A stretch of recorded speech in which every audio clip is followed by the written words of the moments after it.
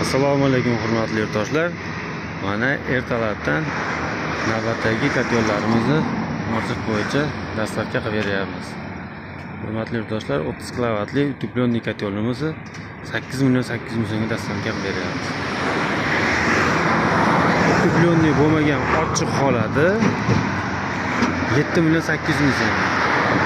Kimga shunaqa utepленный katyolxona qilmayman, shunday tashqarida turadi deydigan yurtdoshlarimiz bo'lsa, utepленный qilib beramiz. Shu 1 million so'm xizmatiga qo'shiladi. Shunaqa 15 kilovatli katyollarimiz 7 million 800 ming qilib jo'natyapmiz utepленныйni. Ochiq bez utepленныйga 7 million so'm.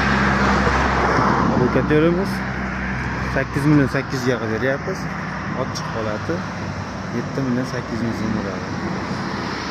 Kimga shunaqa aqlli katyollar kerak bo'lsa, bemalol ekrandagi raqamlarga murojaat qilasizlar. O'zbekistonda har bitta chekka hududlariga ham shahar markazlari bo'ylab dastlabki qilib beramiz.